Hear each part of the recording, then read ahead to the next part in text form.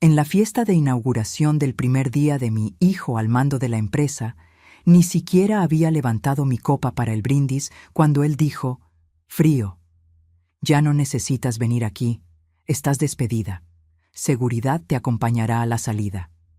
Con calma, dejé mi gafete sobre la mesa y respondí: «Avísale al consejo que la verdadera dueña de esta empresa llega en 30 minutos». El cristal de mi copa reflejaba las luces del salón cuando escuché esas palabras. 200 personas mirándome. Ejecutivos con los que había negociado contratos durante años. Proveedores que conocían mi nombre desde antes que Sebastián naciera. Y ahí estaba yo, en medio del salón principal de Refacciones Industriales del Bajío, la empresa que levanté con mis propias manos cuando solo era una viuda de 35 años con un bebé y deudas que me ahogaban. Sebastián tenía puesta esa corbata italiana que Valeria le había comprado. Gris perla, combinada con un traje que costaba más que el primer carro que me compré después de 10 años de trabajo. Estaba parado junto a ella, mi nuera, con su vestido color vino, y esa sonrisa que nunca llegaba a sus ojos. Una sonrisa que yo había confundido con elegancia durante 5 años de matrimonio. «Mamá», continuó mi hijo, y la palabra me sonó como vidrio rompiéndose. «Hemos decidido que es momento de que disfrutes tu retiro. Ya hiciste suficiente». Suficiente. Esa palabra flotó en el aire como humo. Suficiente fueron las noches sin dormir cuando las cuentas no cerraban. Suficiente fueron los 20 años levantándome a las 5 de la mañana para abrir el taller antes que cualquier empleado. Suficiente fue rechazar 3 propuestas de matrimonio porque ningún hombre iba a decidir sobre lo que construí para mi hijo. Los murmullos comenzaron. Alguien tosió incómodo. El director financiero, Gustavo Rentería, desviaba la mirada hacia su plato. Él sabía.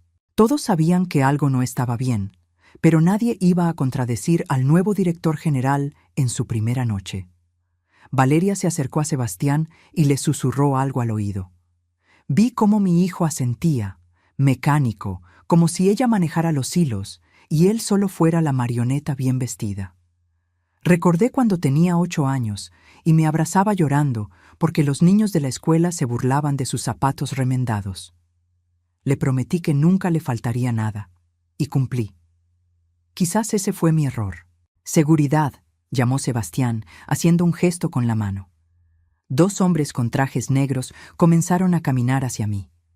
No los conocía. Eran nuevos, contratados la semana anterior, según me enteré después. La vieja guardia jamás me habría tocado. Ellos recordaban cuando yo misma cargaba cajas de refacciones en la bodega porque no teníamos dinero para contratar más personal. Tomé mi copa y bebí un sorbo largo de vino tinto. 200 pesos la botella, según decía la etiqueta. Ridículo para una empresa que el año pasado facturó 45 millones de pesos. Pero claro, Valeria prefería ahorrar en vino y gastar en decoración francesa para su nueva oficina. Dejé la copa sobre la mesa con cuidado. Nada de drama, nada de gritos. Eso era lo que esperaban, ¿verdad? Que hiciera un escándalo.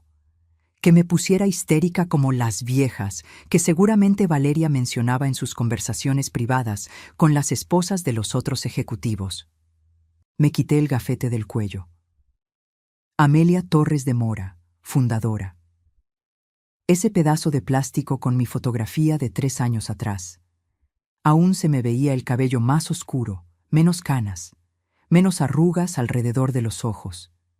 Me lo quité despacio y lo coloqué junto a mi plato intacto de salmón con alcaparras. «Sebastián», dije, y mi voz salió firme, sin temblor. «Avísale al consejo directivo que la verdadera dueña de esta empresa llegará en 30 minutos». Se hizo un silencio tan denso que pude escuchar el zumbido del aire acondicionado. Valeria dejó de sonreír.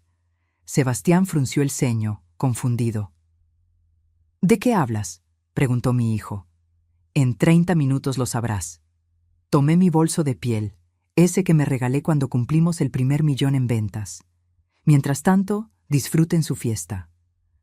Caminé hacia la salida con la cabeza en alto. Los tacones resonaban contra el mármol importado que Valeria había insistido en instalar el mes pasado. 3 millones de pesos en pisos cuando teníamos equipos en la planta que necesitaban mantenimiento. Pero ella siempre tuvo prioridades diferentes. Nadie me detuvo. Los guardias de seguridad se quedaron inmóviles, sin saber qué hacer. Gustavo Rentería me miró con algo parecido a la lástima.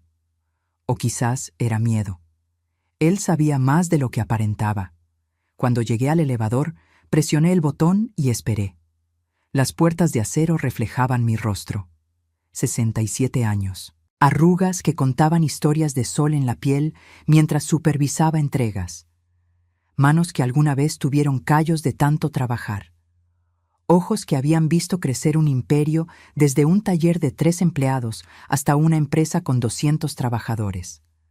Las puertas se cerraron y por primera vez en toda la noche sonreí, porque ellos no sabían 3 cosas fundamentales. Primero, nunca firmé la transferencia real de la patente del sistema de inventario automatizado que desarrollamos hace 5 años. Ese sistema que representa el 60% del valor comercial de la empresa. Segundo, tenía copias de todos los documentos fraudulentos que Valeria me hizo firmar bajo engaños. Y tercero, afuera del edificio me esperaba la licenciada Fernanda Aguirre, la abogada corporativa más temida de Guadalajara, con 2 carpetas llenas de evidencia y una orden judicial que iba a cambiar todo. El elevador descendía piso por piso y con cada nivel que bajaba, sentía cómo recuperaba algo que había perdido en esos últimos 3 años. Dignidad, fuerza, claridad. 30 minutos.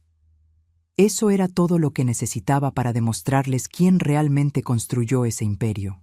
Y cuando las puertas del elevador se abrieron en la planta baja, el aire fresco de la noche me golpeó la cara como una promesa de justicia. Si quieres saber cómo una madre traicionada recuperó lo que era suyo por derecho, suscríbete al canal, porque esta historia apenas comienza. 30 años atrás, yo no era la mujer que acababan de humillar en ese salón de luces brillantes y pisos de mármol. Era Amelia Torres, una viuda de 35 años, con un bebé de 8 meses que no dejaba de llorar y un taller mecánico heredado que se caía a pedazos.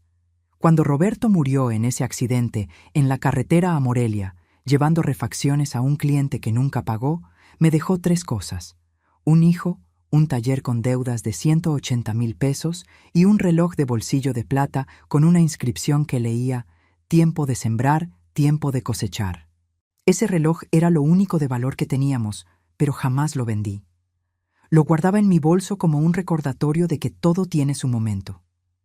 El taller estaba en la colonia Ferrocarril, en un edificio de ladrillo que olía a aceite quemado y metal oxidado. 3 empleados, don Jacinto, que tenía 60 años y manos que temblaban por la artritis. Mario, un muchacho de 22 que sabía más de motores que cualquier ingeniero. Y Refugio, que llevaba las cuentas en un cuaderno de pasta dura porque no teníamos dinero para una computadora. Los acreedores llamaban cada 2 días. El banco amenazaba con quedarse con el terreno. Los proveedores ya no nos fiaban ni un tornillo. Y yo tenía un bebé que alimentar con leche de fórmula que costaba 200 pesos la lata. Las madrugadas empezaban a las 4. Preparaba tamales de rajas con queso en la cocina de la casa que rentaba, una vivienda de 2 cuartos en la misma colonia. Para las 5:30 ya estaba en la esquina de la avenida Lázaro Cárdenas vendiendo a los trabajadores que iban a la fábrica textil.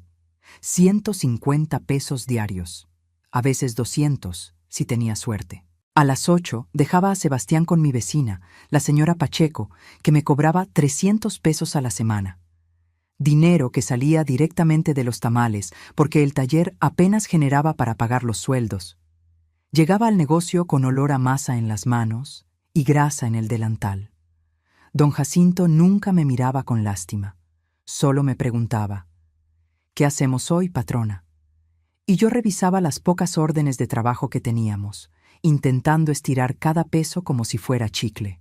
Los primeros 6 meses fueron pura supervivencia. Aprendí a negociar con los acreedores. Denme 3 meses más y les pago con intereses. La mayoría aceptaba porque sabían que si nos cerraban, no recuperarían nada. Aprendí a buscar refacciones usadas en los deshuesaderos de la ciudad. Aprendí a sonreír aunque tuviera ganas de llorar. El punto de quiebre llegó una tarde de julio. Un hombre llegó en una camioneta Ford, con el motor haciendo un ruido que sonaba a muerte inminente. Era dueño de una flotilla de transporte de carga. Necesitaba el trabajo urgente. «Si me lo tienen listo en 2 días, les pago el doble», dijo. Don Jacinto me miró. Mario me miró. Refugio cerró su cuaderno y también me miró. Todos sabíamos que era imposible. No teníamos las refacciones, no teníamos el tiempo, pero sí teníamos la necesidad. «Lo tendrá en 2 días», respondí. Trabajamos 48 horas casi sin parar. Yo llamé a cada proveedor que conocía hasta encontrar las piezas. Empeñé mi anillo de bodas para pagar por adelantado. Mario durmió 3 horas en el piso del taller. Don Jacinto se inyectó medicamento para el dolor en las articulaciones y siguió trabajando. Y yo, entre llamada y llamada, amamantaba a Sebastián en la oficina, que era más un closet con escritorio. Entregamos a tiempo. El hombre pagó 12,000 pesos. Cash. Billetes arrugados que conté 3 veces porque no podía creer que fueran reales. «Si siempre trabajan así», dijo antes de irse, «les mando toda mi flotilla». Cumplió. En 3 meses teníamos 5 camionetas más en reparación. En 6 meses contratamos a 2 mecánicos más. En 1 año habíamos pagado la mitad de las deudas y Sebastián ya caminaba entre las herramientas como si el taller fuera su parque de juegos. Pero el verdadero cambio llegó cuando vi la oportunidad que nadie más vio. Los talleres solo reparaban. Yo decidí que también íbamos a vender refacciones. Empecé pequeño, con un catálogo prestado y un teléfono que sonaba cada vez más. Compraba al mayoreo en la Ciudad de México y revendía en Guadalajara con un margen del 30%. En 5 años, el taller se había convertido en Refacciones Industriales del Bajío. Ya no solo reparábamos, distribuíamos piezas a 50 talleres en 3 estados.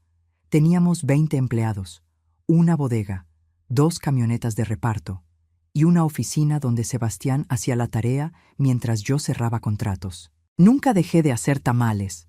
Los vendía los domingos en el tianguis porque me recordaba de dónde venía. Porque cada peso contaba. Porque el respeto no se compra con dinero fácil, se gana con trabajo que te rompe la espalda, pero no el espíritu. Cuando Sebastián cumplió 10 años, la empresa facturaba 5 millones al año. Cuando cumplió 15, éramos 20 millones. Cuando entró a la universidad a estudiar administración, ya éramos la distribuidora más grande de la región. Y yo seguía siendo la misma mujer que se levantaba temprano, que revisaba cada factura, que conocía el nombre de cada empleado y el cumpleaños de sus hijos. La misma que guardaba el reloj de Roberto en el cajón de su escritorio y lo miraba cada vez que tenía que tomar una decisión difícil. Tiempo de sembrar, tiempo de cosechar. Sembré 30 años de mi vida en esa empresa. 30 años de madrugadas, de sacrificios, de renuncias. Rechacé a Armando, el ingeniero que me invitó a cenar durante 2 años hasta que se cansó. Rechacé a Miguel, que tenía una ferretería próspera y me ofreció sociedad y matrimonio. Rechacé cualquier cosa que me distrajera de mi único objetivo: darle a mi hijo un futuro que yo nunca tuve. Y ahora, 30 años después, ese mismo hijo me había despedido como si fuera una empleada cualquiera, como si mi nombre no estuviera en cada ladrillo de ese edificio, como si mi sangre no estuviera mezclada con el cemento de esos cimientos. Pero ellos no sabían algo fundamental. Yo no había construido un imperio para que alguien me lo quitara. Lo había construido porque sabía exactamente cuánto costaba cada tornillo, cada decisión, cada lágrima derramada en silencio. Y ahora había llegado el tiempo de cosechar. Valeria llegó a nuestras vidas un martes de octubre, hace 5 años. Sebastián la conoció en un congreso de administración empresarial en Monterrey. Cuando me la presentó 2 semanas después, traía puesto un saco color camel y aretes de perla que probablemente costaban más que mi primer carro. «Mamá, ella es Valeria Sandoval. Tiene una maestría en Administración de Negocios por el ITESM. me dijo mi hijo con esos ojos brillantes que no veía desde que era niño y le regalaba juguetes en Navidad. Valeria extendió su mano, fría, suave, sin callos, manos que nunca habían cargado una caja ni limpiado grasa de un motor. Sonrió mostrando dientes perfectamente alineados, blancos como porcelana. Un placer, señora Torres. Sebastián me ha contado tanto sobre usted y todo lo que ha logrado. Es admirable. Admirable. La palabra sonaba correcta, pero había algo en su tono que no me cuadraba, como cuando muerdes una fruta que se ve perfecta por fuera, pero está hueca por dentro. Aún así, me obligué a sonreír. Mi hijo estaba enamorado, y yo solo quería su felicidad. Los primeros meses fueron como un cortejo. Valeria venía a cenar a casa cada viernes. Traía postres caros de pastelerías francesas. Hablaba de estrategias de mercado y expansión corporativa con palabras que sonaban importantes. Sebastián la miraba como si fuera la respuesta a todas las preguntas que nunca había hecho. «Mamá, Valeria dice que deberíamos modernizar el sistema de inventario», me comentó una noche mientras lavábamos los platos. «Que podríamos triplicar la eficiencia».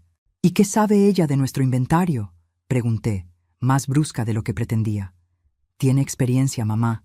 Trabajó en una consultoría de procesos empresariales». Experiencia. Esa palabra otra vez.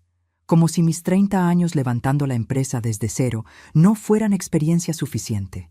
Se casaron en abril del año siguiente. Una boda en el jardín del Hotel Quinta Real que costó 300,000 pesos. Valeria insistió en cada detalle. Flores importadas, un violinista español, un menú de 5 tiempos. Yo pagué todo sin chistar porque era la felicidad de mi hijo, aunque el dinero pudo haber servido para renovar la maquinaria de la planta. La luna de miel fue en Europa. 3 semanas. Cuando regresaron, Valeria ya no usaba su apellido.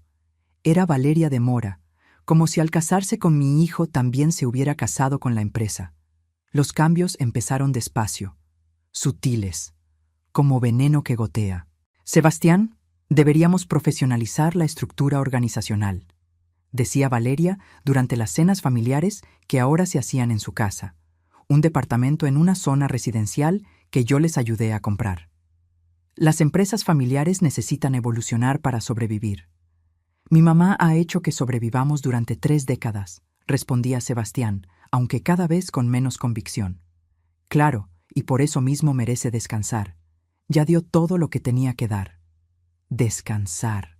Otra palabra bonita para decir que estorbaba. 3 meses después de la boda, Valeria sugirió que necesitábamos consultores externos para evaluar nuestros procesos.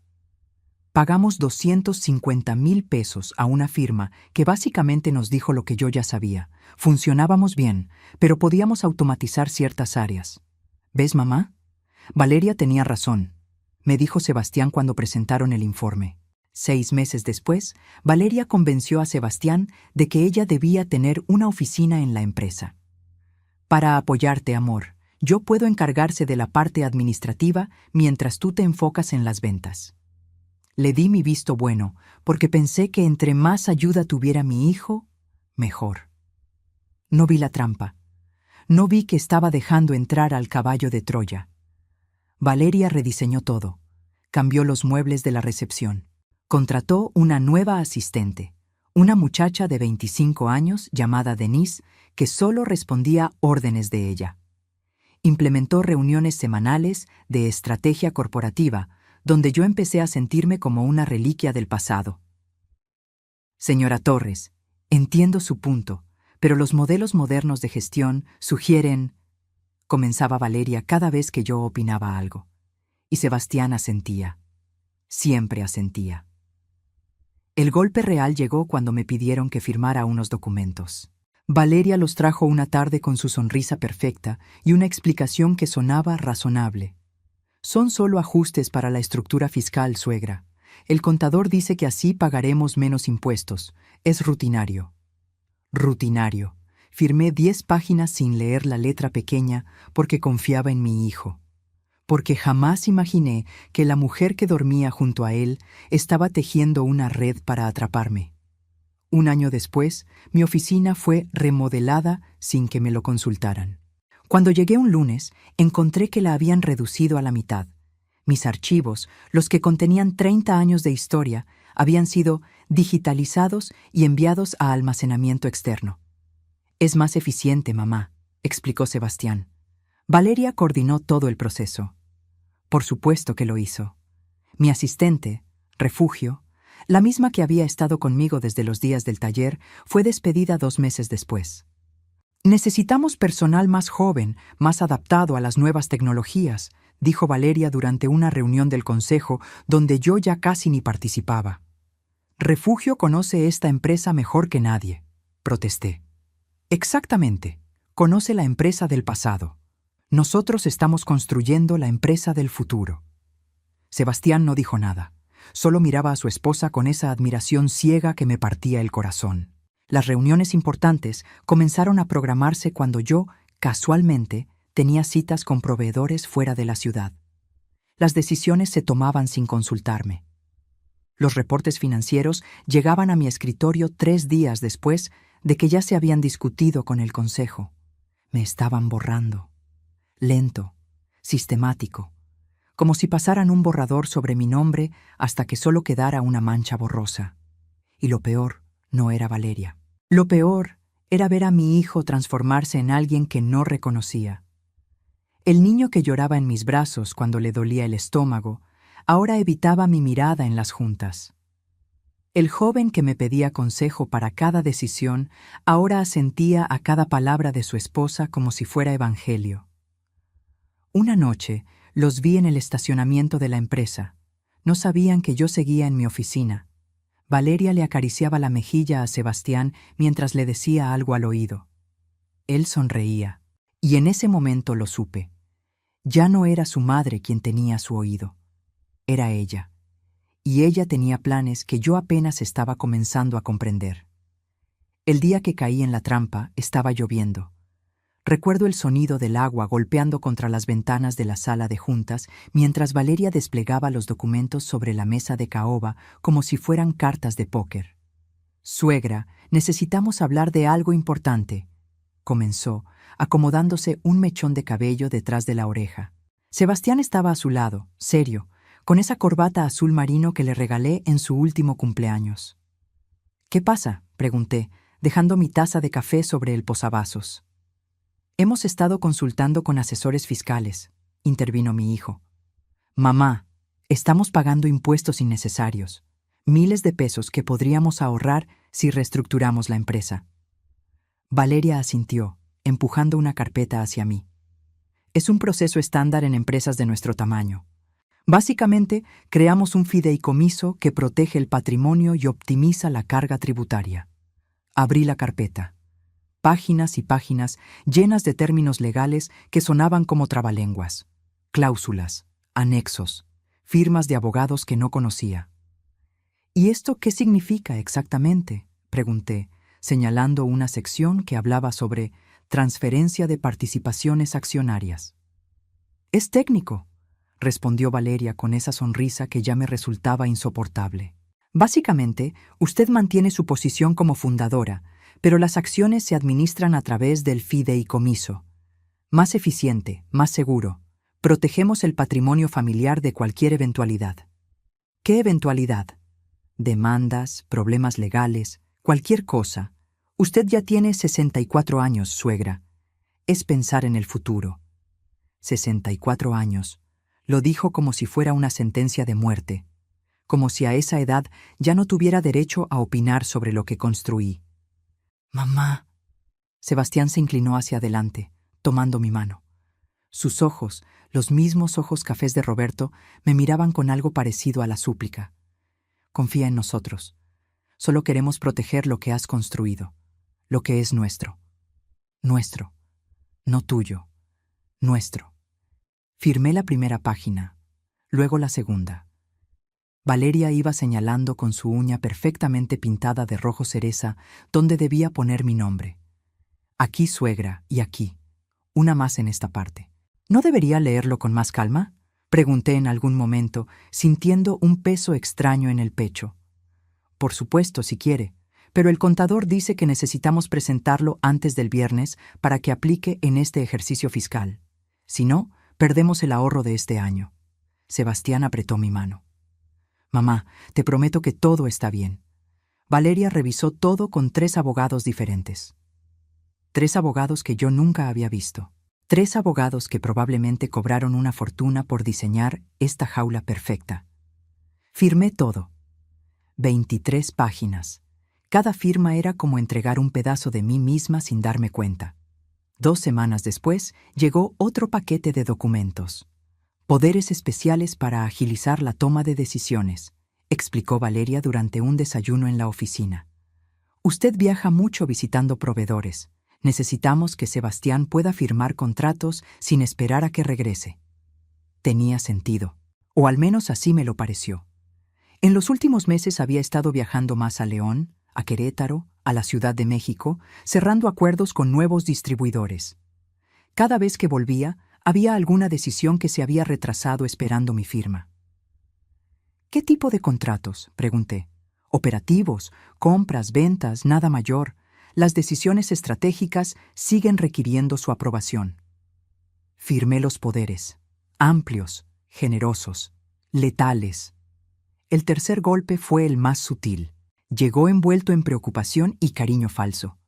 Suegra, hemos notado que últimamente está más cansada, dijo Valeria una tarde, sentadas en su oficina que ahora era 3 veces más grande que la mía. Es normal a su edad, por eso pensamos que sería bueno que tuviéramos acceso a sus cuentas bancarias. No para usarlas, solo para ayudarla a administrarlas. Yo administro perfectamente mis cuentas. Lo sabemos, pero imagine que le pasa algo, un accidente, una enfermedad. Sebastián es su único hijo. Debería tener acceso para poder ayudarla si lo necesita. La palabra clave era sí, pero Valeria la usaba como si fuera cuando. No es necesario. Mamá, intervino Sebastián, que había aparecido en la puerta como por arte de magia. Solo queremos cuidarte. Eres lo más importante que tengo. Me negué. Esa vez me negué. Fue la única línea que no crucé, y probablemente fue lo que me salvó después. Pero el daño ya estaba hecho. 3 años de firmas. 3 años de confía en nosotros. 3 años de veneno gota a gota. No fue hasta mucho después que entendí lo que había pasado. El fideicomiso no solo optimizaba impuestos. Había transferido el 85% de mis acciones a un vehículo legal donde Sebastián era el administrador único. Yo mantenía solo el 15% directo a mi nombre. Los poderes especiales no eran solo para contratos operativos. Le daban a mi hijo autoridad para tomar cualquier decisión corporativa sin mi consentimiento. Y la reestructura administrativa había colocado a Valeria como directora de finanzas, con control total sobre los presupuestos, las inversiones y los gastos. Me habían convertido en accionista minoritaria de mi propia empresa, en una empleada de lujo con el título de fundadora, que ya no significaba nada más que una placa dorada en la pared. Y yo había firmado mi propia condena. No por estúpida, no por descuidada, sino porque cometí el error más grande que puede cometer una madre: confiar ciegamente en su hijo. Durante esos 3 años, mientras firmaba documentos y cedía poder, Valeria tejía su red. Cambiaba empleados leales por gente nueva que solo le respondía a ella. Modificaba políticas, creaba estructuras donde yo ya no era necesaria.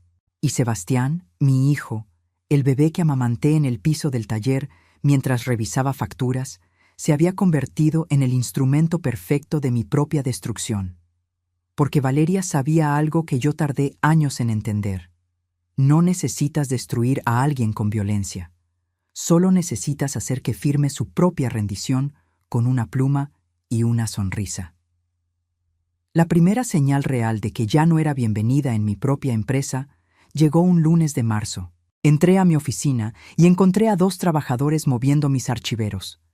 ¿Qué hacen?, pregunté, dejando mi bolso sobre el escritorio. Órdenes de la directora Valeria, señora, respondió el más joven sin mirarme a los ojos. Vamos a remodelar este espacio. ¿Remodelar? Nadie me dijo nada. No sabemos los detalles, señora. Solo seguimos instrucciones. Me dirigí directo a la oficina de Valeria. Ni siquiera toqué. Abrí la puerta y la encontré revisando unos planos extendidos sobre su escritorio de cristal.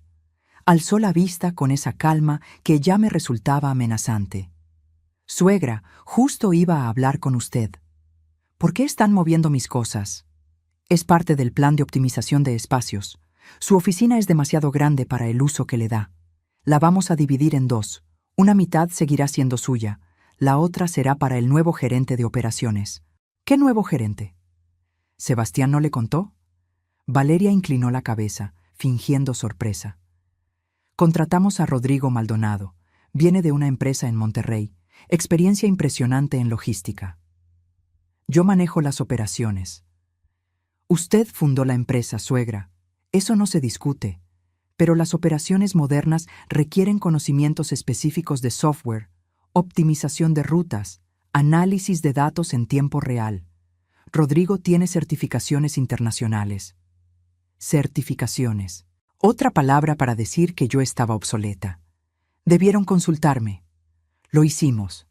En la junta del consejo de la semana pasada. Usted no pudo asistir, ¿recuerda? Tenía esa cita con el proveedor en Querétaro. Claro, la cita que ella misma había programado para el mismo día de la junta. Qué conveniente. Volví a mi oficina. Los trabajadores ya habían levantado una pared de tablaroca en medio del espacio. Mi oficina, donde había tomado decisiones por 30 años, donde había llorado en silencio después de días imposibles, donde había firmado el primer contrato de $1.000.000, ahora era del tamaño de un cubículo. Mis fotografías, las que mostraban la evolución de la empresa desde el taller original, habían sido enviadas a bodega para su resguardo. El librero de madera que Roberto construyó con sus manos estaba siendo desarmado porque no cabía en el nuevo espacio. «Cuidado con ese librero», ordené. «Señora, nos dijeron que ya no se usa. Va al almacén». Ese librero lo hizo mi esposo. El trabajador me miró incómodo. No sabíamos, pero las órdenes son claras. Las órdenes, siempre las órdenes de alguien más. Los meses siguientes fueron un desfile de pequeñas humillaciones. Mi asistente refugio, después de ser despedida, fue reemplazada por una chica de 23 años llamada Pamela, que claramente había sido instruida para gestionar mi agenda, de manera que yo siempre llegara tarde o no me enterara de las reuniones importantes.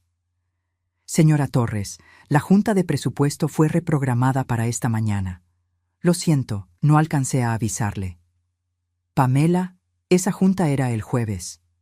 «Sí, pero surgió un conflicto de agenda con el director Sebastián». «Don't worry, le enviaré las minutas». Las minutas llegaban 3 días después, cuando las decisiones ya estaban tomadas. Presupuestos aprobados, inversiones autorizadas, contrataciones confirmadas. Todo sin mi voto, todo sin mi opinión. En las pocas juntas a las que sí asistía, mi voz se había vuelto invisible. Yo proponía algo y Valeria respondía con un «Es interesante, pero los estudios de mercado sugieren otra dirección». Sebastián asentía. El resto del consejo, casi todos caras nuevas, que ni siquiera conocían la historia de la empresa, la seguían como ovejas. Gustavo Rentería, el director financiero que llevaba 15 años conmigo, era el único que a veces me buscaba con la mirada. Pero incluso él había aprendido a quedarse callado. Necesitaba su trabajo. Tenía 3 hijos en la universidad. Un día encontré mi lugar de estacionamiento ocupado. El número 0001, el que siempre había sido mío, ahora tenía una placa nueva. Director general, Sebastián Mora Torres.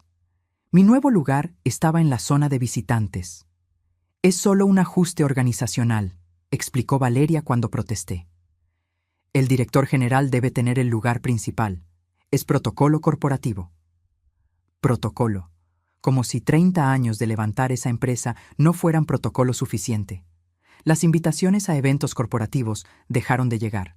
La cena anual con proveedores, que yo había organizado durante 2 décadas, se realizó sin que nadie me avisara.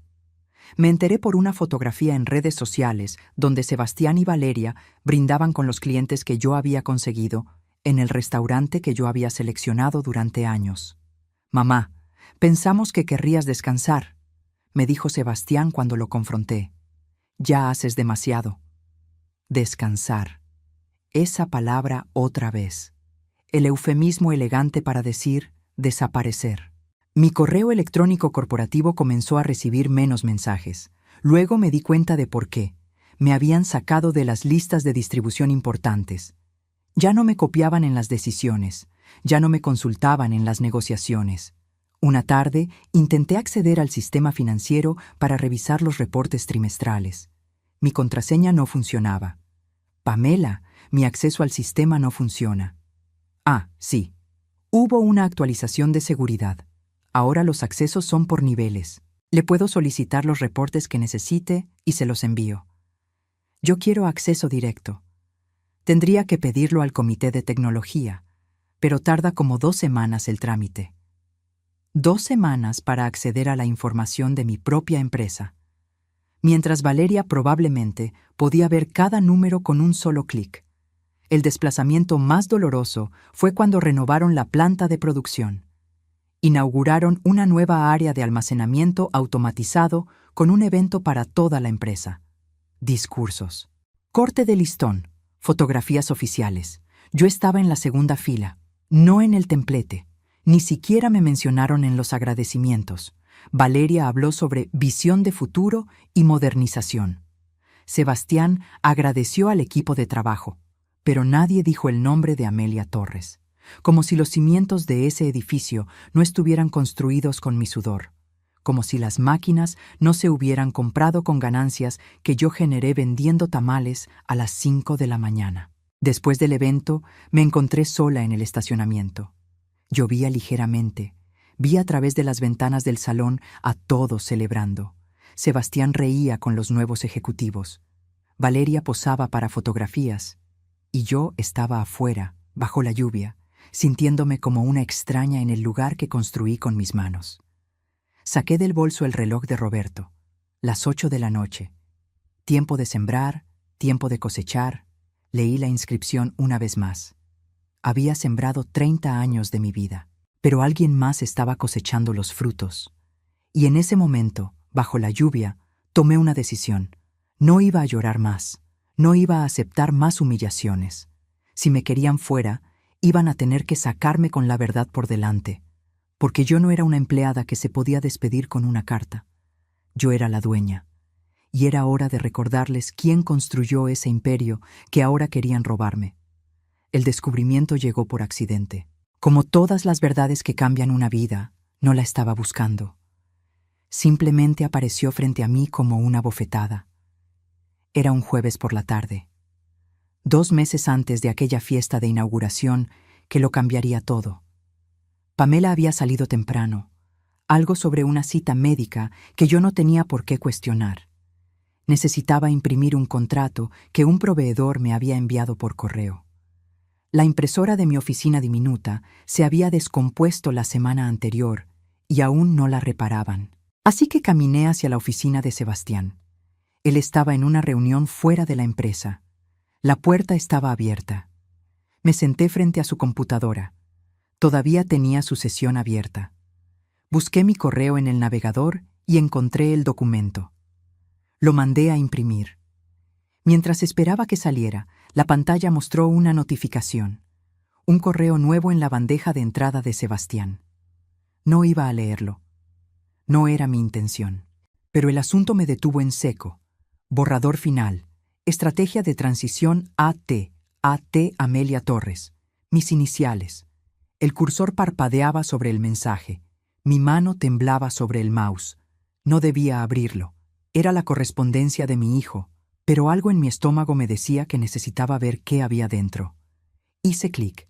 El correo era de un tal licenciado Héctor Briceño, del despacho legal Briceño & Asociados. Nunca había oído ese nombre. El mensaje era breve pero letal.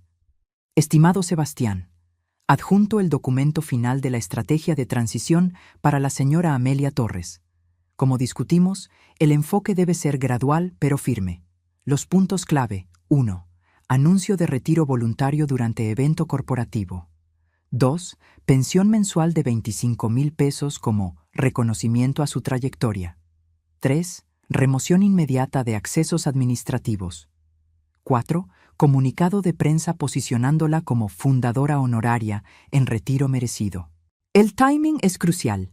Aprovechar el impulso de su nombramiento como director general para proyectar imagen de renovación generacional. Cualquier duda, quedo atento. 25,000 pesos mensuales. Una pensión que apenas cubriría la renta de un departamento modesto. La empresa facturaba 45 millones al año y me ofrecían 25,000 pesos mensuales como si fuera una limosna. Abrí el documento adjunto. 12 páginas de estrategia detallada. Fechas. Tácticas de comunicación. Hasta tenían un discurso preescrito para que Sebastián lo leyera el día de mi retiro voluntario. Mi madre, Amelia Torres, ha sido el corazón de esta empresa durante 3 décadas. Hoy, con profundo amor y agradecimiento, respetamos su decisión de dar un paso al costado para disfrutar el descanso que merece. Descanso.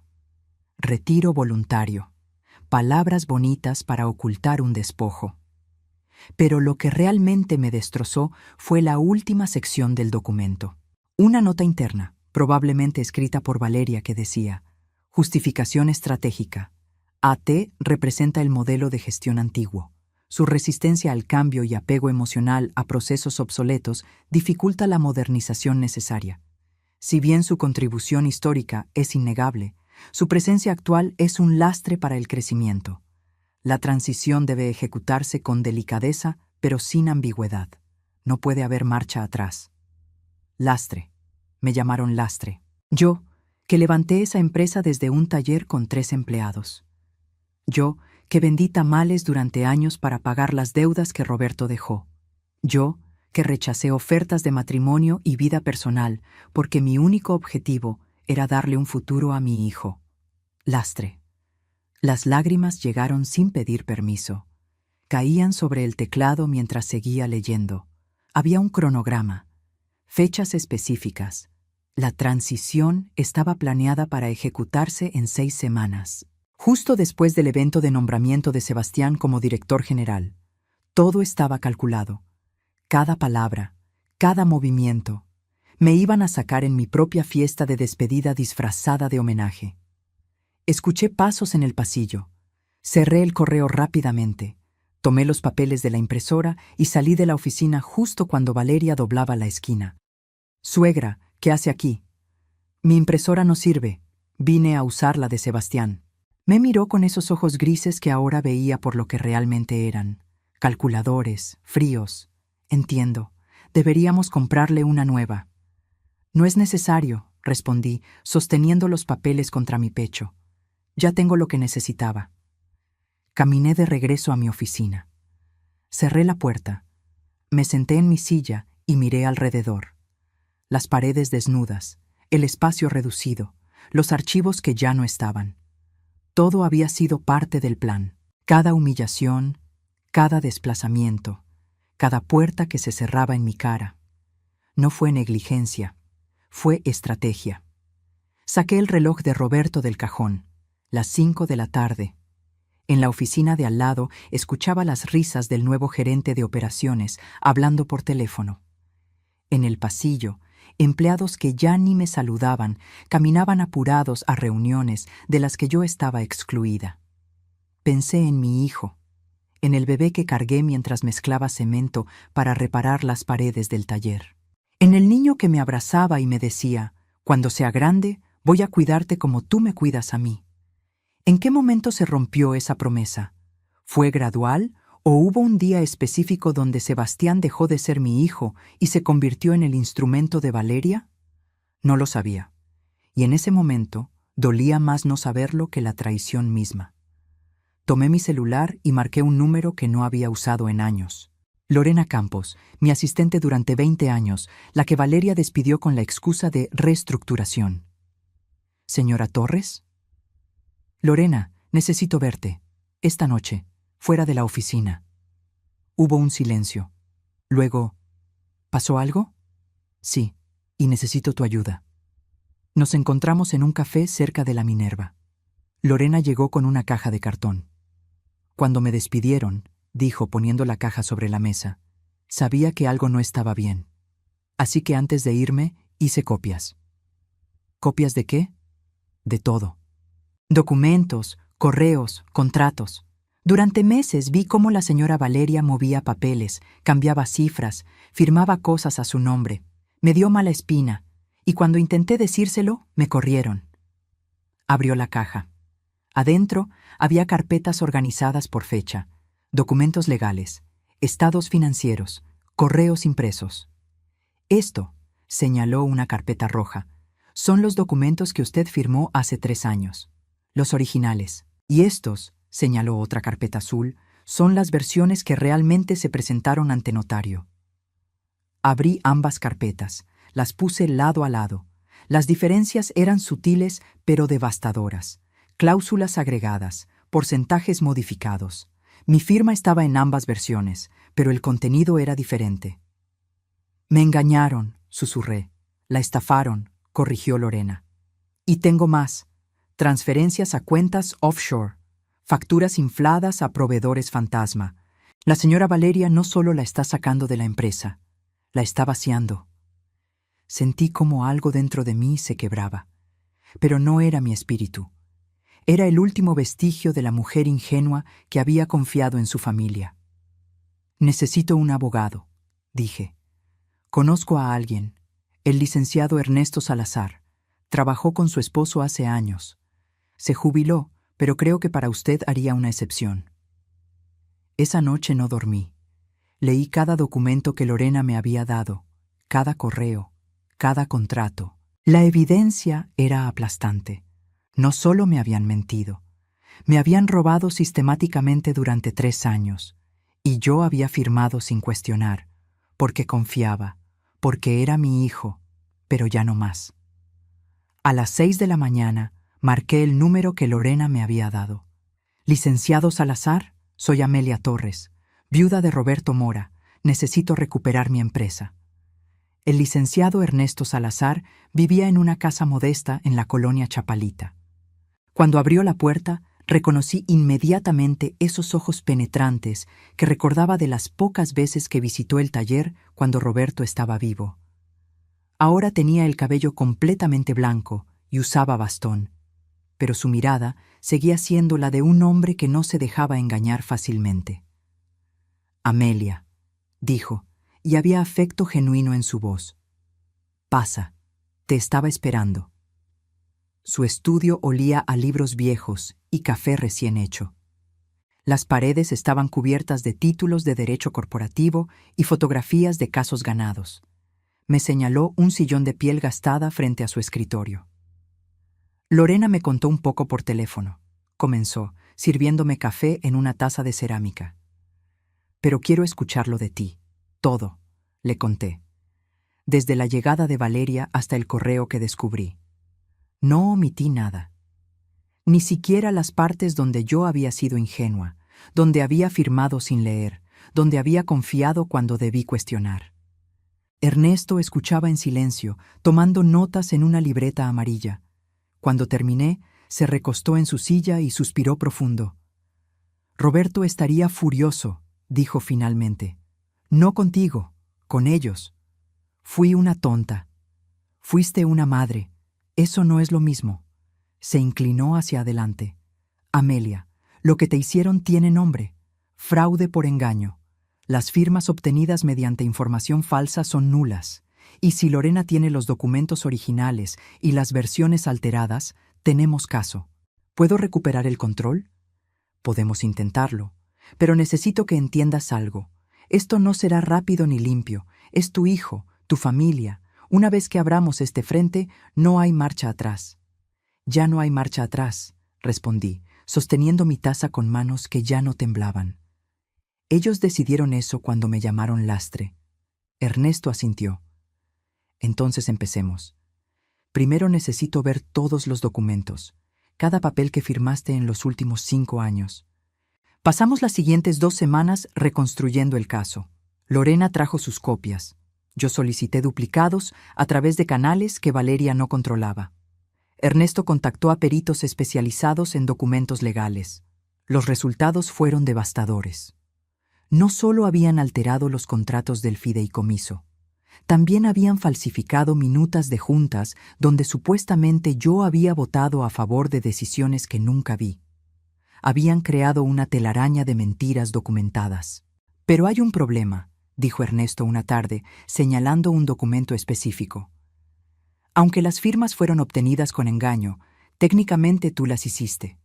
Un juez podría argumentar negligencia de tu parte por no leer antes de firmar. Entonces perdí. No dije eso. Dije que necesitamos algo más, algo que no puedan refutar, algo que demuestre que sin ti, esa empresa no vale nada. Esa noche, en mi casa, busqué entre las cajas viejas que guardaba en el cuarto de servicio, papeles antiguos del taller original, contratos de los primeros años, y ahí, en una carpeta manila desteñida, encontré lo que necesitaba. La patente. Hace 5 años, cuando automatizamos el sistema de inventario, yo había trabajado con un ingeniero en sistemas para desarrollar un software propietario. Un programa que integraba compras, ventas, logística y proyecciones en tiempo real. Era la columna vertebral de toda la operación de la empresa. Recordé el día que fuimos a registrar la patente ante el Instituto Mexicano de la Propiedad Industrial. Valeria había sugerido que se pusiera a nombre de la empresa. Es más profesional, había dicho. Pero yo, por alguna razón que en ese momento no entendí del todo, había insistido en registrarla a mi nombre personal. Es mi última creación, le dije a Sebastián cuando él cuestionó mi decisión. Déjame tener esto. Él había cedido. Valeria había fruncido el ceño, pero no insistió. Probablemente porque pensaban que era un capricho de vieja que no importaba. Pero importaba. Importaba más de lo que ellos imaginaban. A la mañana siguiente, llegué al despacho de Ernesto con la carpeta manila. «Mira esto», dije, extendiendo los documentos sobre su escritorio. Ernesto leyó en silencio. Sus ojos se abrieron cada vez más. Luego sonrió. Era una sonrisa de tiburón que huele sangre en el agua. «Amelia, ¿me estás diciendo que el sistema que hace funcionar toda la empresa está patentado a tu nombre?» «Sí. ¿Y ellos no tienen acceso legal a usarlo sin tu autorización?» «Técnicamente, podrían seguir usándolo, pero yo puedo revocar la licencia en cualquier momento, o cobrar regalías retroactivas por uso no autorizado». Ernesto se recostó en su silla y soltó una carcajada. «Amelia Torres, acabas de darme el as de espadas. Sin ese sistema, la empresa tendría que volver a métodos manuales. Les tomaría meses reconstruir la operación. Perderían millones. ¿Entonces tengo poder de negociación?» «Tienes más que eso. Tienes una bomba nuclear». Pero Ernesto no era el único que necesitaba convencer. Necesitaba al consejo directivo de mi lado. Y para eso, necesitaba a alguien que aún tuviera credibilidad ahí dentro. Llamé a Gustavo Rentería una noche. Nos encontramos en un restaurante alejado del centro, un lugar donde nadie de la empresa nos vería. «Señora Torres», dijo cuando se sentó frente a mí, «si Valeria se entera de que nos vimos, me despide». «Lo sé, por eso te estoy pidiendo esto. ¿Qué necesita?» «La verdad, ¿qué está pasando con las finanzas de la empresa?» Gustavo miró alrededor. Bajó la voz. «Están desviando fondos, facturas infladas a proveedores fantasma, transferencias a cuentas offshore registradas en Panamá. Valeria maneja todo a través de empresas fachada». «¿Cuánto?» «En los últimos 2 años, calculo que han sacado cerca de 8 millones de pesos». 8 millones. El número flotó en el aire como un peso muerto. «¿Por qué no dijiste nada?» «Lo intenté. Hace 6 meses presenté un reporte interno a Sebastián. Me dijo que eran estrategias fiscales legales que yo no entendía. 3 días después, Valeria me citó a su oficina y me dejó claro que si volvía a cuestionar las finanzas, me iba a la calle. Tengo 3 hijos en la universidad, señora Torres. Necesito este trabajo. Lo entiendo, pero necesito que testifiques. Necesito esos reportes». Gustavo cerró los ojos. «Si hago eso, pierdo todo. Si no lo haces, la empresa que ayudaste a construir se la van a robar. Y cuando la vacíen completamente, Te despedirán de todas formas, sin liquidación, sin nada. Se quedó en silencio largo rato. Finalmente asintió. Haré copias, pero necesito garantías legales. ¿Las tendrás? La tercera pieza del plan requería algo que nunca pensé que tendría que hacer: contratar a alguien que pudiera enfrentar a Valeria en su propio juego. Ernesto me recomendó a la licenciada Fernanda Aguirre. La conocí en su oficina del piso 22 de una torre corporativa. Tenía 40 años, vestía traje sastre negro y tenía una reputación de acero. Se especializaba en derecho corporativo y tenía un historial impresionante de casos ganados contra empresas que intentaban despojar a fundadores. Señora Torres, dijo después de revisar todos los documentos durante 2 horas. Esto es un caso de libro. Fraude documentado, desvío de recursos, contratos viciados y una patente que les da jaque mate. Pero necesito que entienda algo. Ganar esto va a costar. No solo dinero, va a costar relaciones, va a costar familia. Mi familia me traicionó primero. ¿Está segura? Porque una vez que presentemos esto ante el Consejo, no hay vuelta atrás.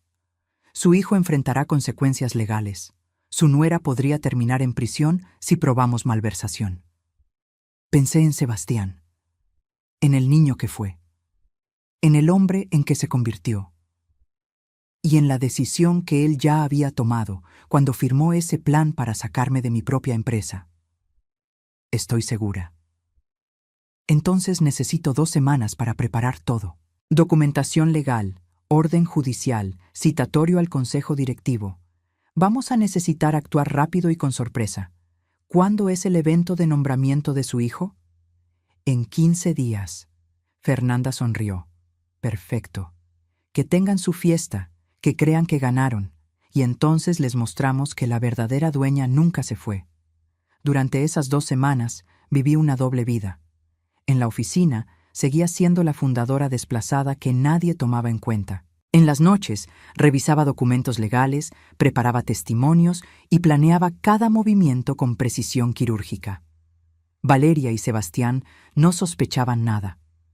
Los veía en las reuniones, sonrientes, seguros de su victoria. Planeaban esa fiesta como si fuera una coronación. No sabían que yo también estaba planeando. No una fiesta, una resurrección. Y cuando el reloj de Roberto marcara la hora correcta, iba a recordarles que el tiempo de cosechar había llegado. Pero esta vez yo iba a cosechar justicia. El elevador bajaba lentamente mientras yo contaba los segundos. Planta baja. Las puertas se abrieron y ahí estaba Fernanda Aguirre, con su maletín de piel y esa mirada que no dejaba espacio para dudas. ¿Lista?, preguntó. Más que nunca. Junto a ella estaba Ernesto Salazar, apoyado en su bastón, pero con una carpeta gruesa bajo el brazo, y detrás de ellos, Lorena y Gustavo Rentería, ambos con expresiones tensas pero decididas. 30 minutos, dije mirando el reloj de Roberto. Les prometí 30 minutos. Subimos en el elevador. Nadie habló. Solo se escuchaba el zumbido del motor y mi respiración, más tranquila de lo que había estado en meses, porque por primera vez en 3 años yo controlaba la narrativa. Las puertas se abrieron en el piso del salón de eventos. La música seguía sonando. Las risas flotaban en el aire mezcladas con el tintineo de copas. Pero cuando atravesé esas puertas con mi equipo legal detrás, el sonido se apagó como si alguien hubiera cortado el cable de audio. 200 pares de ojos se clavaron en mí. Pero esta vez no caminaba sola.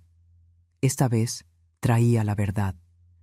Sebastián estaba en el centro del salón, copa en mano, congelado a medio brindis. Valeria a su lado dejó de sonreír. Su rostro palideció 3 tonos. «Buenas noches», dije, y mi voz resonó clara en el silencio. «Lamento interrumpir la celebración, pero hay algunos asuntos legales que requieren atención inmediata». Fernanda Aguirre se adelantó.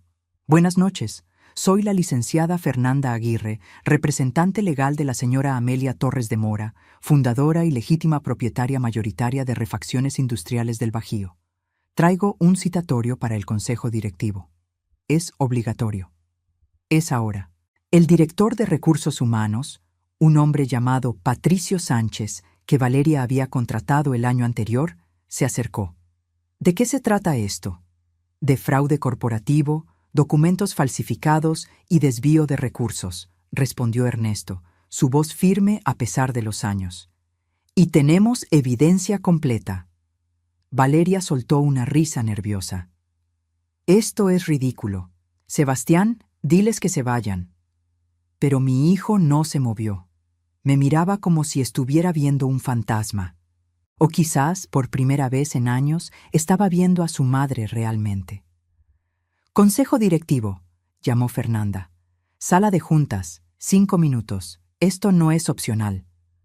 La sala de juntas se llenó rápidamente. Los 7 miembros del consejo tomaron sus lugares. Sebastián y Valeria en un extremo de la mesa, yo en el otro, flanqueada por mis abogados. Entre nosotros, 3 carpetas gruesas que contenían 3 años de mentiras documentadas. Fernanda abrió la primera carpeta. Empecemos con los hechos. En los últimos 3 años, se presentaron ante esta empresa documentos legales supuestamente firmados por la señora Torres. Sin embargo, tenemos evidencia de que estos documentos fueron alterados después de obtener su firma.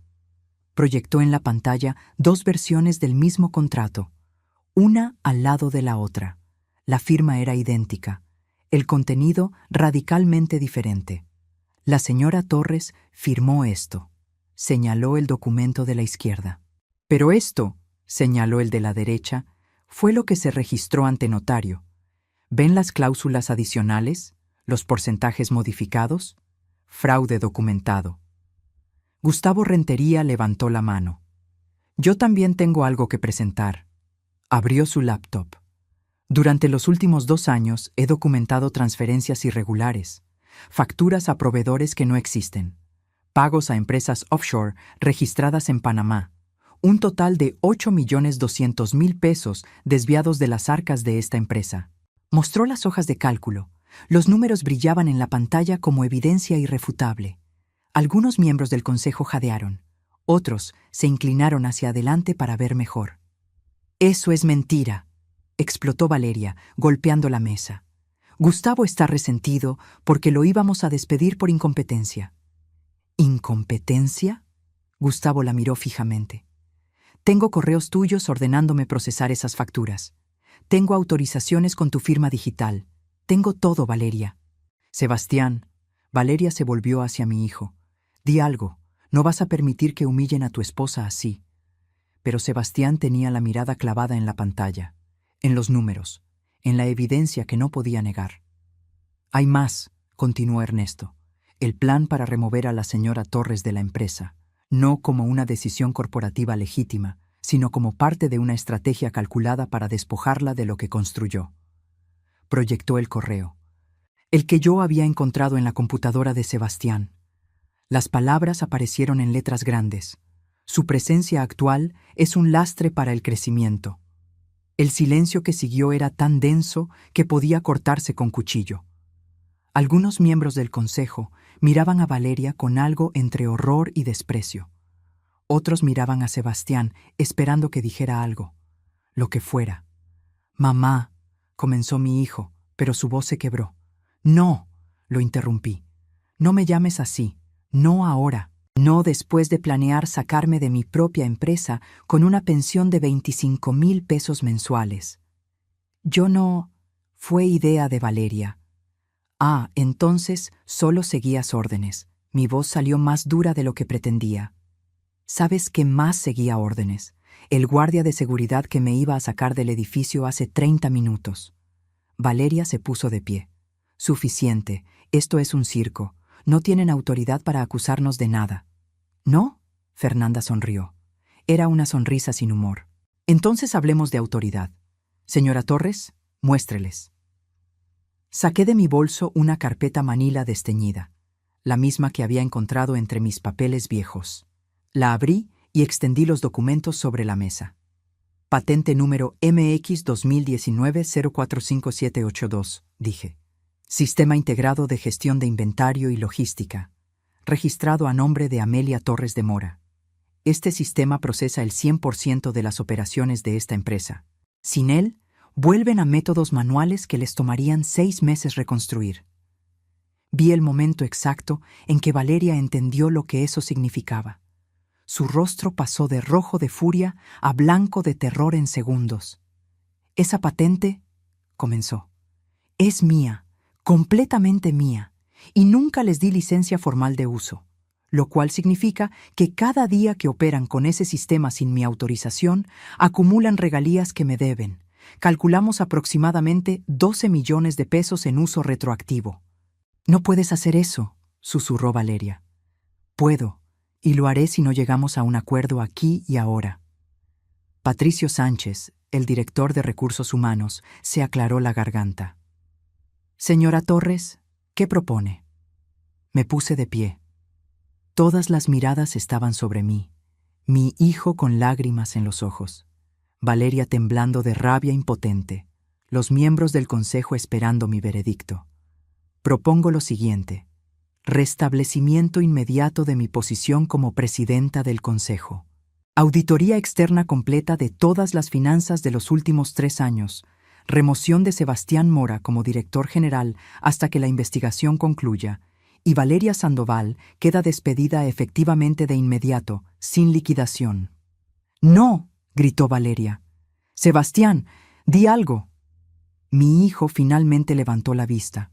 Las lágrimas corrían por sus mejillas. «Mamá, por favor, puedo explicar. Yo no sabía lo de las facturas falsas. Valeria dijo que eran estrategias legales. Yo solo quería hacerte sentir orgullosa». ¿Orgullosa? La palabra salió como ceniza de mi boca. ¿Llamándome lastre? ¿Planeando sacarme de mi propia empresa como si fuera basura? Sebastián, te di todo. Todo lo que tengo, todo lo que soy, fue para ti, y me pagaste con traición. Fue un error, un terrible error. Los errores se corrigen. Esto fue una estrategia. Durante 3 años. Valeria se volvió hacia los miembros del consejo. Ella está manipulándolos. Es una vieja amargada que no puede aceptar que los tiempos cambiaron, que ya no es relevante. Fernanda Aguirre se levantó. «Cuidado con sus palabras, señora Sandoval, porque tengo aquí», levantó otra carpeta, evidencia de que las cuentas offshore en Panamá están a su nombre personal, no de la empresa, suyo, lo cual convierte esto de fraude corporativo a peculado, un delito que conlleva prisión. El color desapareció completamente del rostro de Valeria. Se dejó caer en su silla. «Además», continué, «tengo un documento adicional que creo que el consejo debería ver». Ernesto distribuyó copias. Era el acuerdo prenupcial que Valeria había firmado antes de casarse con Sebastián. Ese que yo misma había insistido que firmaran y que Valeria había aceptado a regañadientes. «Cláusula 7», dije. «En caso de divorcio o separación por causa de fraude o conducta delictiva comprobada de cualquiera de las partes, la parte culpable pierde todo derecho sobre bienes matrimoniales y empresariales. Creo que fraude corporativo y peculado califican». Valeria me miró con un odio tan puro que casi podía sentirlo físicamente. «Eres una bruja amargada que no soporta ver a su hijo feliz». «Yo lo que no soporto», respondí, y mi voz finalmente tembló con la emoción contenida, «es ver a mi hijo convertido en un ladrón por una mujer que solo vio en él una oportunidad de enriquecerse». Me volví hacia Sebastián. «Pero tú tampoco eres inocente. Eras adulto, tomaste decisiones, y ahora vas a vivir con las consecuencias. Mamá, por favor». Se puso de pie, intentando acercarse. «No», levanté la mano. «Voto del consejo. Ahora. Todos los que estén a favor de mis propuestas». Uno por uno, los miembros del consejo levantaron la mano. Todos menos Sebastián. 7 contra 1. «Moción aprobada», declaró Patricio Sánchez. Valeria se levantó bruscamente. «Esto no termina aquí. Tengo abogados. Te voy a demandar por difamación, por...» «Por favor, inténtelo». Fernanda sonrió. «Me encantaría discutir sus acusaciones frente a un juez, con evidencia completa de malversación y documentos falsificados. Adelante». Valeria tomó su bolso y salió de la sala dando un portazo. Sebastián se quedó inmóvil, mirándome con ojos suplicantes. «Tienes dos opciones», le dije. «Cooperar con la investigación, devolver lo que se pueda recuperar y quizás, solo quizás, algún día reconstruir algo de confianza. O seguir a tu esposa y enfrentar cargos criminales junto a ella». «Ella está embarazada», susurró. El mundo se detuvo. «¿Qué?» «Valeria está embarazada, de 3 meses». Y ahí estaba. El último as bajo la manga de Valeria, el arma final, un bebé inocente usado como escudo. «Entonces», dije, y mi voz salió más cansada de lo que había sonado en toda la noche, «tienes aún más razones para tomar la decisión correcta, porque ese niño va a necesitar un padre que no esté en prisión». Sebastián se derrumbó en su silla, con la cabeza entre las manos, llorando como no lo había visto llorar desde que era un niño. Y yo, viendo a mi hijo roto, sentí algo quebrarse también dentro de mí, porque había ganado la batalla. Pero el costo era más alto de lo que imaginé. La justicia tiene sabor amargo cuando viene servida en la mesa familiar. La sala de juntas se vació lentamente. Los miembros del consejo salían en silencio, sin saber qué decir, qué hacer con el peso de lo que acababan de presenciar. Fernanda y Ernesto revisaban documentos, preparando los siguientes pasos legales. Lorena y Gustavo esperaban cerca de la puerta, dándome espacio. Pero yo no podía moverme. Seguía sentada frente a Sebastián, separadas por esa mesa de caoba que había visto tantas decisiones importantes. Solo que esta vez, la decisión no era de negocios, era de sangre. Mi hijo tenía la cabeza entre las manos. Sus hombros temblaban, y por un momento terrible y hermoso a la vez, volví a ver al niño de 8 años que lloraba porque los otros niños se burlaban de sus zapatos remendados. «¿Cuándo lo supiste?», pregunté finalmente. «¿Cuándo supiste del embarazo?». Sebastián levantó la cabeza. Tenía los ojos rojos, hinchados. «Hace 2 semanas. Valeria me lo dijo el mismo día que confirmamos la fecha de esta fiesta». «Qué conveniente». «No fue así, mamá. Llevábamos meses intentándolo». «¿Y te parece casualidad que justo ahora, cuando me iban a sacar de la empresa, aparece un bebé?». Sebastián se limpió la cara con el dorso de la mano. «Sé lo que parece. Sé que todo parece calculado. Pero ese bebé es real. Es mi hijo. Tu hijo». Repetí las palabras, sintiendo su peso. «¿Y qué hay de mí, Sebastián? Yo también soy tu madre. ¿Eso ya no cuenta?». «Siempre vas a ser mi madre». «¿Ah, sí? Porque hace media hora me ibas a sacar de mi propia empresa con una pensión de hambre. No me suena muy filial». «Fue un error. Un terrible, imperdonable error». «No». Mi voz se endureció. «Un error es olvidar una fecha, equivocarte en un número. Esto fue una traición planificada durante años, con documentos falsificados, con estrategias y fechas y discursos preescritos. Eso no es un error, Sebastián. Eso es una decisión». Se puso de pie bruscamente. Caminó hacia la ventana que daba al estacionamiento. Abajo podía ver a los invitados de la fiesta saliendo del edificio, confundidos, murmurando entre ellos. La celebración había terminado antes de comenzar. «Valeria me convenció», dijo sin volverse. «Me dijo que era lo mejor para la empresa, que tú ya habías dado todo lo que podías dar, que merecías descansar». «¿Y tú le creíste?».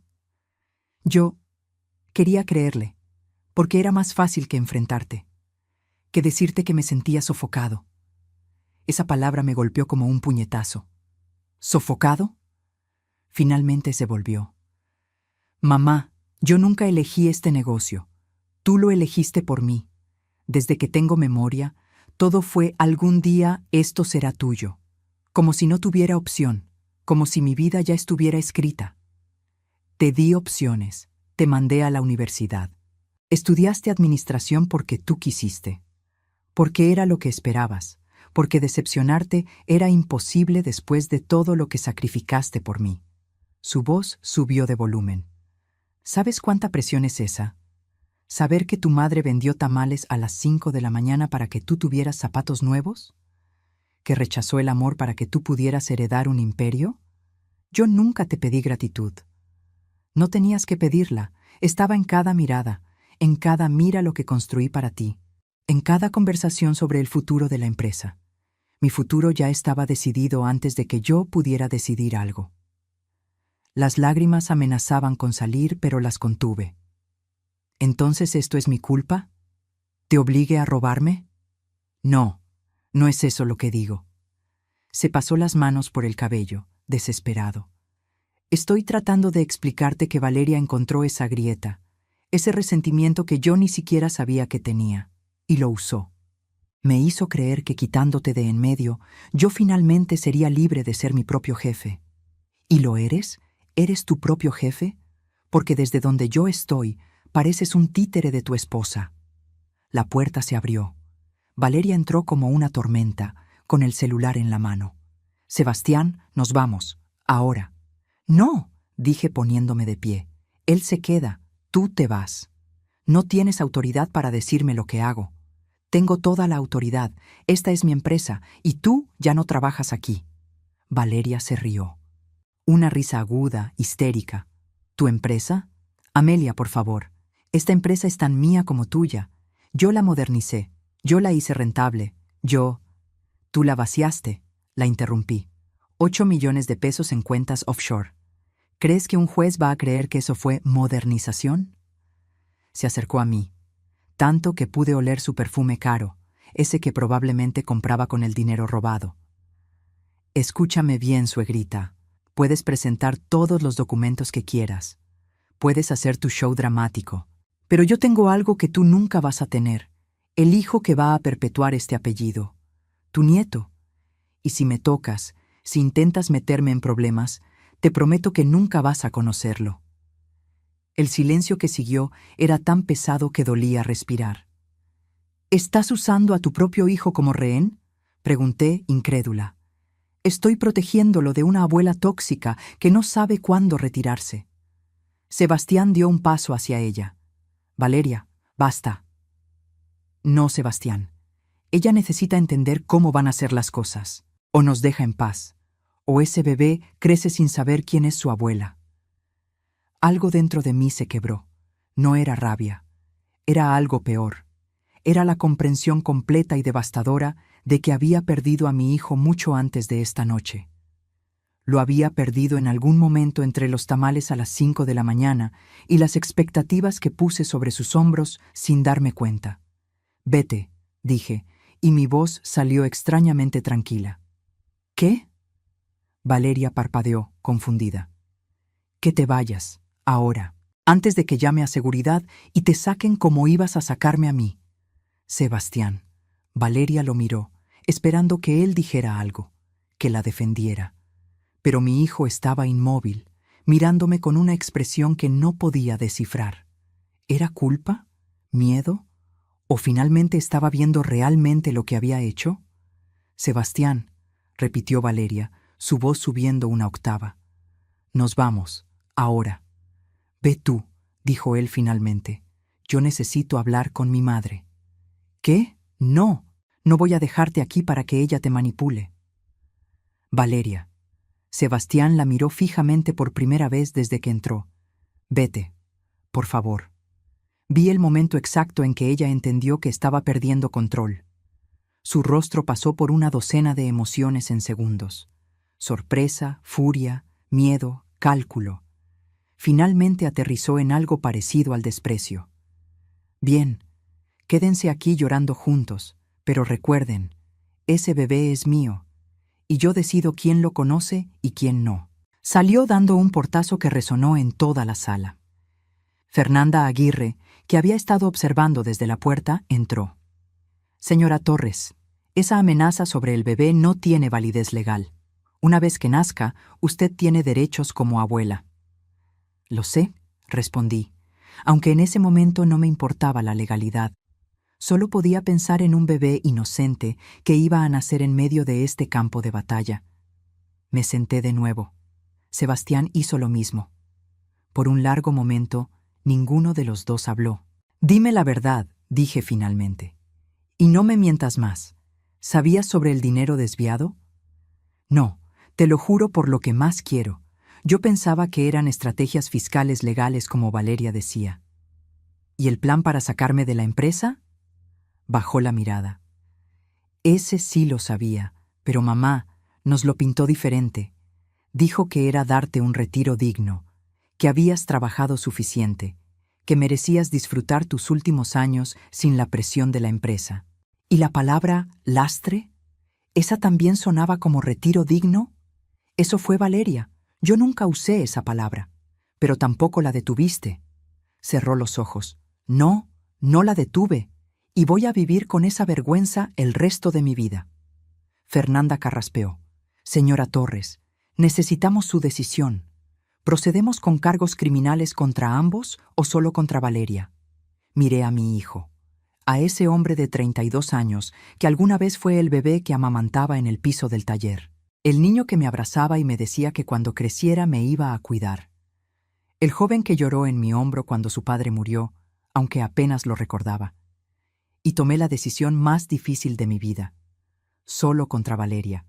Sebastián cooperará con la investigación y devolverá todo lo que se pueda recuperar. Trabajará en la empresa, pero desde abajo, sin título, sin salario ejecutivo. Si quiere recuperar mi confianza, va a tener que ganársela como yo me la gané, con trabajo. Mamá, no he terminado.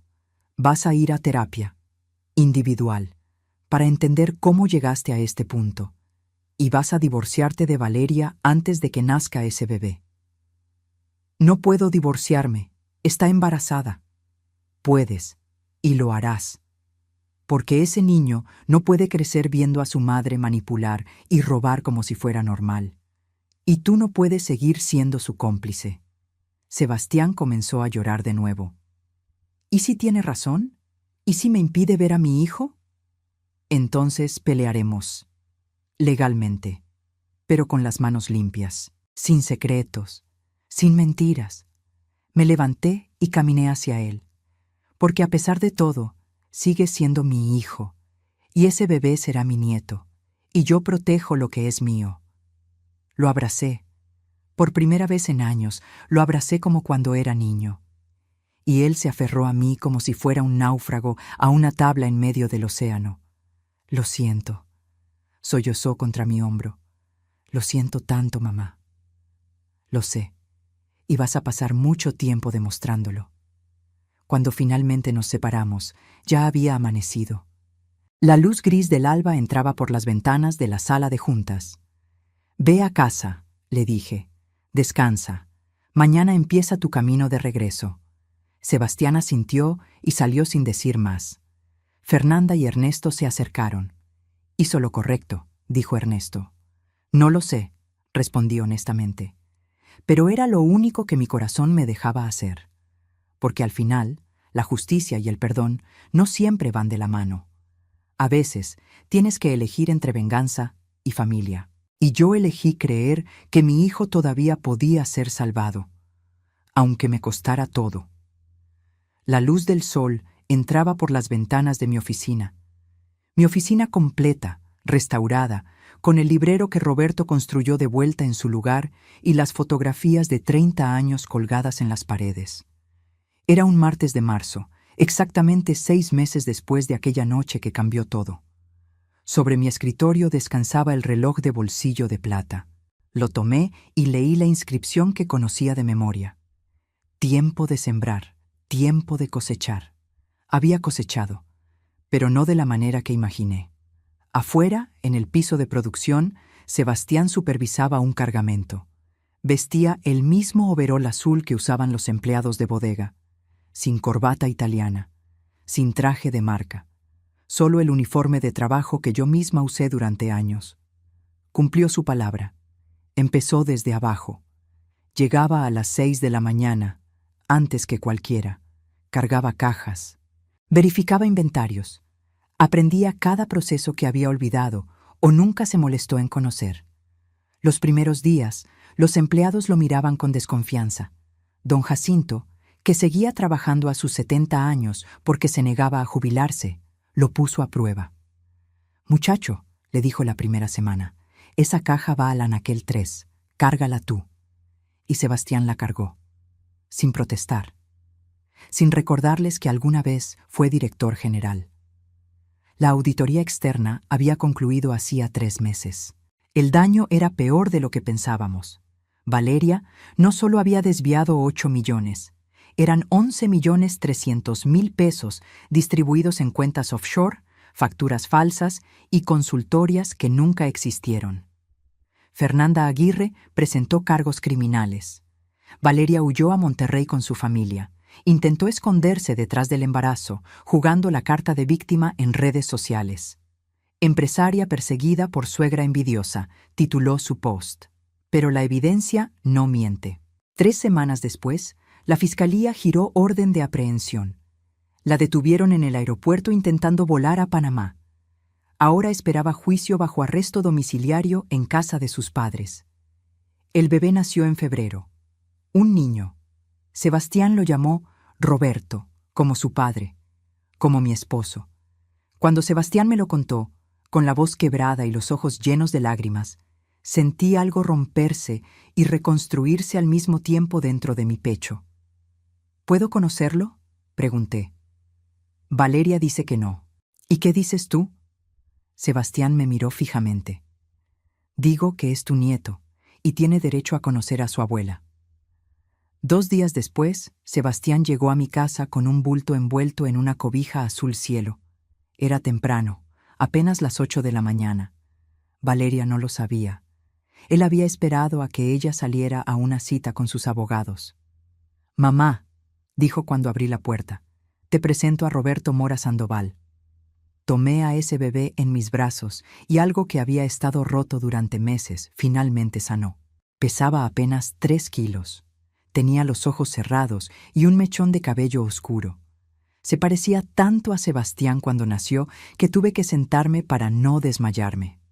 «Hola, pequeño Roberto», susurré. «Yo soy tu abuela y tengo tantas historias que contarte». El bebé bostezó. Sebastián se sentó a mi lado en el sofá. «Presenté los papeles de divorcio la semana pasada», dijo. «Valeria no los ha firmado.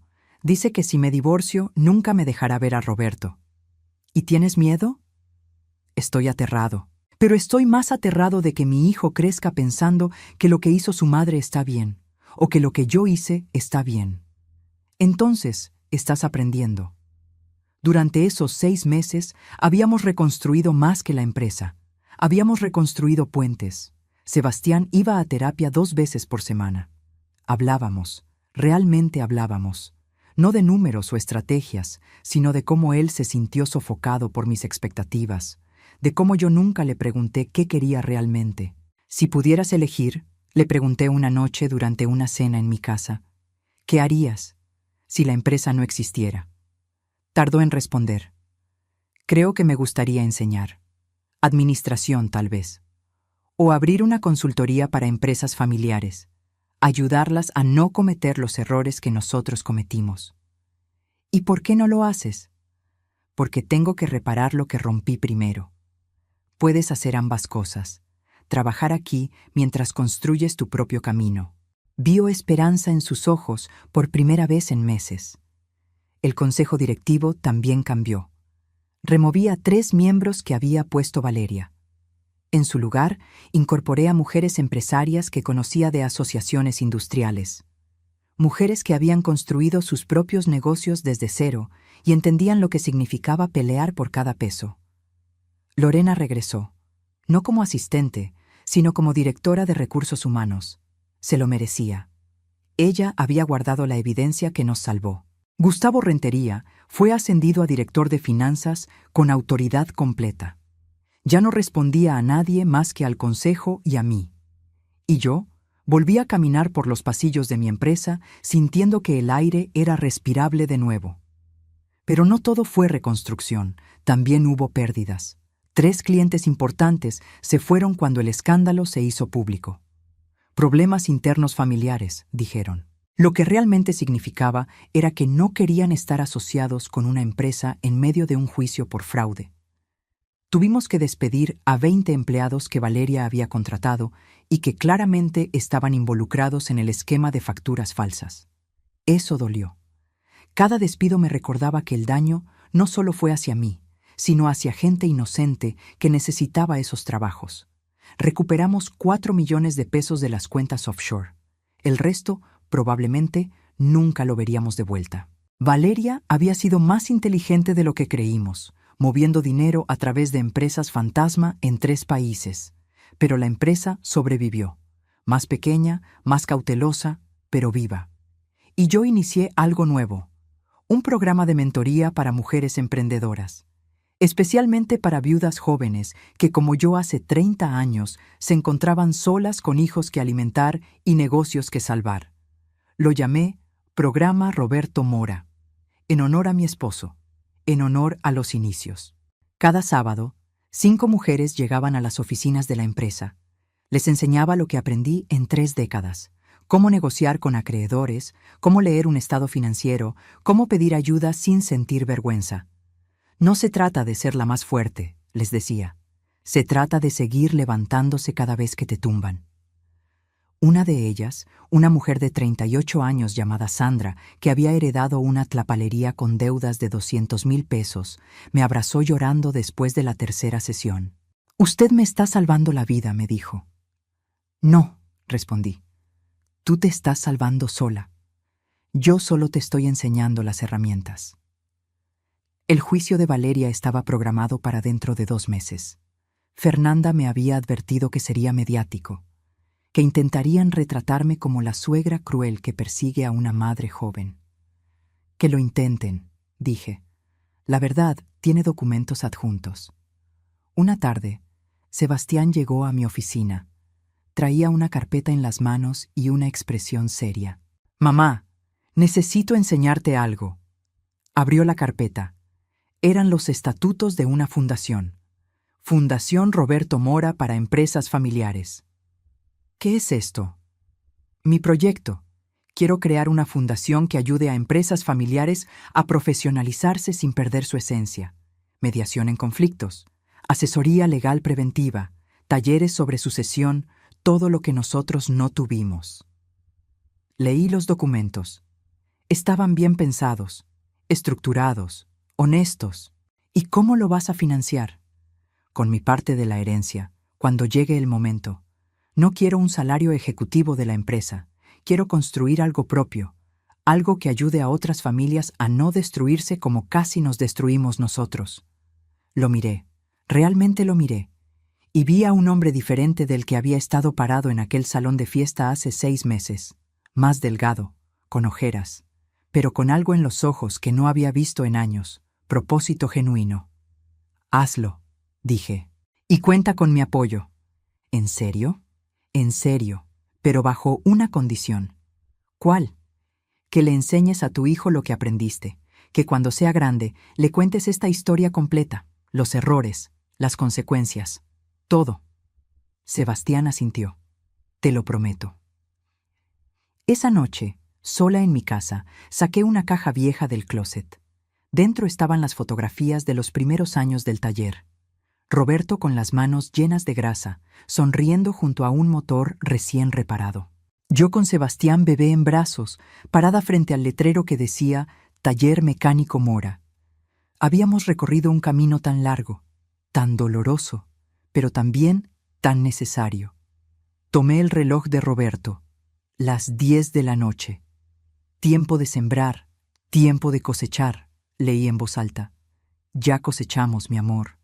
Y dolió, pero estamos vivos, todavía estamos de pie. Puse el reloj de vuelta en su caja. Mañana sería otro día, otro martes de trabajo, de reuniones, de decisiones. Pero también sería un día de enseñar a 5 mujeres emprendedoras cómo leer un balance general. Un día de ver a Sebastián cargar cajas con humildad recuperada. Un día de saber que mi nieto estaba creciendo y que algún día, cuando fuera lo suficientemente grande, le contaría la historia de cómo su abuela construyó un imperio desde un taller de 3 empleados.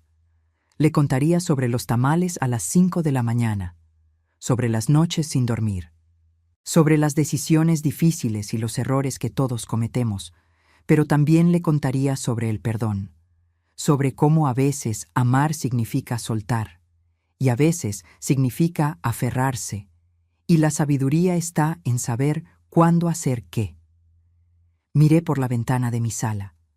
La ciudad brillaba con miles de luces. Cada una probablemente representaba una historia, un sueño, una lucha. Y yo, Amelia Torres de Mora, de 68 años, seguía escribiendo la mía. Porque la verdadera riqueza no está en lo que posees, está en lo que construyes, en lo que defiendes y en lo que no permites que te arrebaten sin pelear. Y yo había peleado, había ganado, había perdido, pero sobre todo, había sobrevivido. Y eso, al final del día, era más que suficiente. Esta historia llegó a su fin, pero cada final es también un comienzo. Si esta confesión tocó tu corazón, si sentiste la injusticia, la rabia, el perdón y la esperanza junto a Amelia, déjame tu comentario. Cuéntame, ¿qué hubieras hecho tú en su lugar? ¿Alguna vez has tenido que elegir entre justicia y familia? Y dime, ¿desde dónde nos estás viendo? Escribe tu ciudad, tu país. Me encanta saber que estas historias viajan por el mundo, tocando corazones en cada rincón. Dale like si crees en segundas oportunidades. Suscríbete si quieres seguir escuchando historias reales de mujeres que se levantan cuando la vida las tumba. Porque aquí, cada historia es un recordatorio de que nunca es tarde para recuperar tu dignidad. Nos vemos en la próxima historia. Hasta entonces, recuerda, el tiempo de sembrar siempre llega, pero el tiempo de cosechar, ese lo decides tú.